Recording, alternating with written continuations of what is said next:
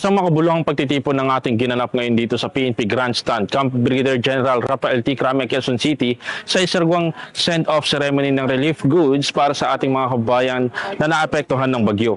Pinangunahan ni Chief PNP Police General Nicolas D. Torre III ang isinawang send-off ceremony para sa mga relief goods sa PNP Grandstand, Camp Brigadier General Rafael T. Crame, Quezon City. Ang aktibidad ay bahagi ng patuloy na humanitarian efforts ng Philippine National Police para sa mga kababayang naapektuhan sa nagdaang bagyo. Layo nitong tiyaking makarating ang agarang tulong sa mga lugar na labis na nasalanta. Dinaluhan ang seremonya ng mga volunteers, mga kinatawan mula sa Rotary Club at Eagles Club na pangunguna ng kanilang mga pinuno na sina Police Lieutenant General Edgar Alan Cubo, Acting Deputy Chief PNP for Operation at President ng Rotary Club Camp Crame, at Mr. Ronald De Los Santos, President ng Eagles Club. Sama-sama silang nagsanib puwersa sa pagbuo, paghanda at paghahatid ng mga pangunahing pangangailangan gaya ng pagkain, tubig, gamot at iba pang essential goods. Sa kanyang mensahe, binigyan diin ni Police General Torre III ang kahalagahan ng sama-samang pagkilos ng pamahalaan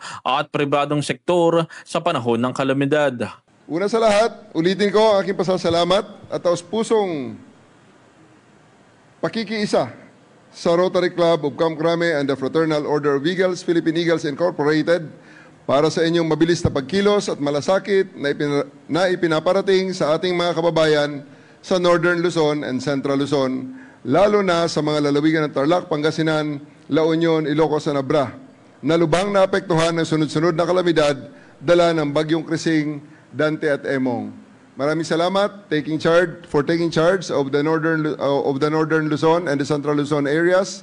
This coming weekend, we are going to the province of Occidental Mindoro to also bring the same relief goods para sa ating mga kababayang nasa lantarin doon, lalong-lalo na sa kapulisan. Let us also take a moment to recognize the special focus on this mission.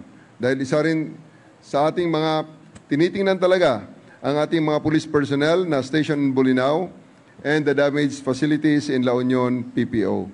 Bilang ama ng pambansang pulisya, masakit man para sa akin na makita ang ating mga kasamahan na apektado ng kalamidad. Ako'y patuloy na humahanga sa kanilang dedikasyon na maglingkod kahit sa sarili ng pamilya at tahanan ang nangangailangan ng tulong. This is the very reason why I continue to strengthen our partnership with organizations such as the Rotary Club of Camp Crame and the Philippine Eagles. Kapag sama-sama, mas marami tayong naabot at kapag nagkakaisa, mas mabilis ang pagbabangon.